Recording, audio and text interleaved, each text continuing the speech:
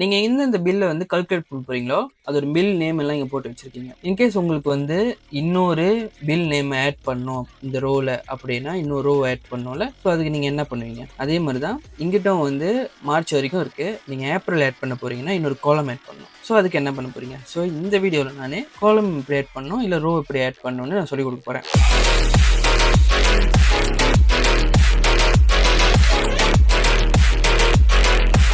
So வந்து இப்போதைக்கு ஒரு 5 பில் இருக்கு. இன்னொரு பில் ஆட் பண்ண போறீங்க. வாட்டர் அப்படின்னு சொல்லி ஒரு பில் ஆட் பண்ணுவோம். ஸோ அதுக்கு முன்னாடி நம்ம ஒரு ரோ வந்து கிரியேட் பண்ணணும். அதாவது ஒரு ரோ வந்து நம்ம இன்சர்ட் பண்ணோம் இந்த கிரியேட் கட் மேல. ஸோ இந்த மாதிரி இன்சர்ட் பண்றதுக்கு நிறையவே இருக்கு. அந்த எல்லாவையும் நம்ம ஒன்று பார்ப்போம். இப்போ இந்த கிரெடிட் கட்க்கு மேல இன்னொரு ரோ புதுசா வரணும் அப்படின்னா நீங்க என்ன பண்ணலாம்? இப்போ உதாரணத்துக்கு உங்களுக்கு இந்த 7க்கு மேல இன்னொரு ரோ வேணும் அப்படின்னா இந்த 7ல போயிட்டு இந்த 7 செலக்ட் பண்ணிட்டு நீங்க வந்து ரைட் கிளிக் தட்டினீங்கன்னா இந்த மாதிரி ஆப்ஷன்ஸ் வரும். இதுல இன்சர்ட் தட்டினீங்கன்னா உங்களுக்கு ஒரு புது ரோ வந்து கிரியேட் ஆயிரும். நீங்க எந்த ரோ பிரஸ் பண்ணி நீங்க இன்சர்ட் தட்டினாலும் அதுக்கு பிஃபோர் தான் உங்களுக்கு ஒரு புது ரோ வரும். இப்போ நான் இதை அண்டோ பண்ணிடுறேன். ஸோ நீங்க உங்களுக்கு எங்க ரோ வேணுமோ அங்க போயிட்டு அந்த ரோவை செலக்ட் பண்ணி ரைட் கிளிக் தட்டி இன்சர்ட் தட்டினீங்கன்னா உங்களுக்கு புது ரோ வந்துடும். நான் இதை அண்டோ பண்ணிக்கிறேன். இன்னொரு வே என்னன்னா உங்களுக்கு இந்த 7க்கு மேல இன்னொரு புது ரோ வேணும் அப்படின்னா இந்த 7 பிரஸ் பண்ணிட்டு இங்க செல் செக்ஷன் இருக்குல்ல, இங்க போயிட்டு இங்க இன்சர்ட்னு தட்டினீங்கன்னா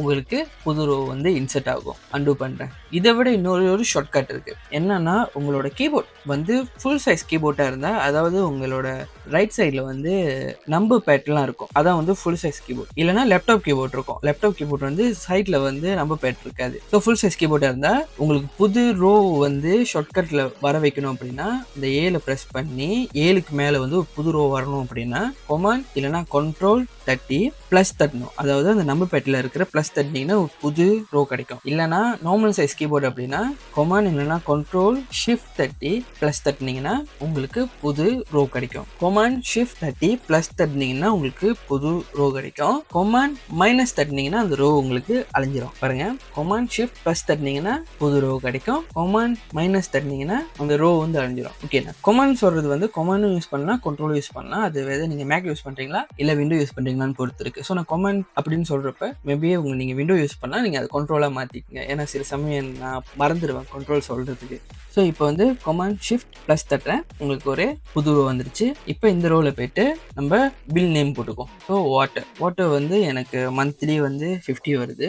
ஸோ இதை நான் வந்து ஆட்டோ ஃபில் பண்ணுறேன்.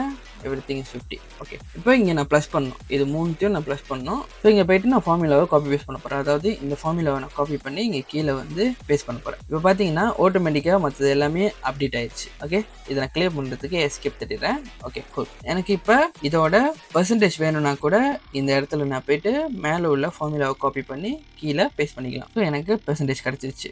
இப்போ அதே மாதிரி தான் காலமும். ஸோ காலம் வந்து எனக்கு எஃப்க்கு பிஃபோர் வந்து ஒரு காலம் வேணும். அதாவது ஏப்ரல் 2024 வந்து நான் ஆட் பண்ண போகிறேன். ஸோ அதே மாதிரி தான் நான் ப்ரெஸ் பண்ணி ஹோம் டேப் போயிட்டு இன்சர்ட்னு கொடுத்தட்டினா எனக்கு இன்னொரு காலம் ஆட் ஆகும். இல்லைன்னா நான் இங்கே போயிட்டு ரைட் கிளிக் தட்டி இன்சர்ட் ப்ரெஸ் பண்ணனா எனக்கு ஒரு புது காலம் கிரியேட் ஆகும். இல்லை அப்படின்னா கமாண்ட் ஷிஃப்ட் ப்ளஸ் பண்ணேன் அப்படின்னா ஒரு புது காலம் வந்து எனக்கு கிடைக்கும். கமாண்ட் மைனஸ் தட்டினா அது அழிஞ்சிரும். கமாண்ட் ஷிஃப்ட் பிளஸ் தட்டினா வந்துடும். ஏன் command shift plus command minus அப்படின்னா கமாண்ட் பிளஸ் தட்டினீங்கன்னா வந்து அது பிளஸ் ஆகாது, அது வந்து ஈக்குவல் ஏரோ கூட இருக்கும்ல நம்மளோட கீபோர்டில். அதனால கமாண்ட் ஷிஃப்ட் தட்டினீங்கன்னா மட்டும்தான் வந்து அது பிளஸ் ஆகும். ஸோ அதனால தான் கமாண்ட் ஷிஃப்ட் பிளஸ். ஆனால் மைனஸ் தட்டுறப்போ வந்து நீங்கள் வந்து கமாண்ட் மைனஸ் நீங்கள் நேராகவே தட்டிடலாம் இது மாதிரி. ஓகே, இப்போ கமாண்ட் ஷிஃப்ட் பிளஸ் தட்டி இப்போ என்ன பண்ண போறேன்னா ஏப்ரல் 2024. ஸோ பாருங்க, இது வந்து இப்போ டேட் ஃபார்மேட்ல இருக்கு. ரைட் சைடில் எல்லாம் ஆனதுனால இது டேட் ஃபார்மேட்ல இருக்கு நம்ம தெரிஞ்சுக்கலாம். அதே வந்து லெஃப்ட் சைடில் இந்த மாதிரி எல்லாம் இருந்தால் அது வந்து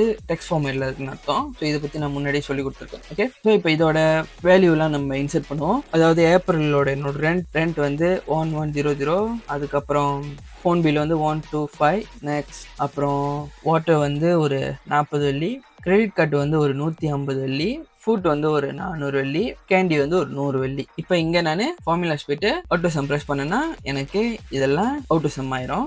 பார்த்தீங்கன்னா எல்லாத்துக்கும் நம்ம வேல்யூ போட்டோம். ஸோ நீங்கள் பார்த்துருக்கலாம், நான் வந்து வேல்யூ போடுறப்ப இதெல்லாம் ஆட்டோமேட்டிக்காக அப்டேட் ஆயிருக்கும். ஏன்னா வந்து அது எல்லாமே ரிலேட்டிவ் செட். அதனால வந்து நம்ம இங்கே என்ன மாற்றம் பண்ணாலும் இந்த இடத்துலையும் ஆட்டோமேட்டிக்காக அப்டேட் ஆகும். இந்த இடத்துல பார்த்தீங்கன்னா மினிமமோட வேல்யூலாம் மாறிடுச்சு, இந்த பர்சன்டேஜோட வேல்யூ மாறிடுச்சு. ஸோ இந்த வீடியோவில் எப்படி புது ரோ ஆட் பண்ணணும், எப்படி புதுசாக காலம் ஆட் பண்ணணும்னு கற்றுருப்பீங்கன்னு நினைக்கிறேன். உங்களை அடுத்த வீடியோவில் பார்க்குற வரைக்கும் பை.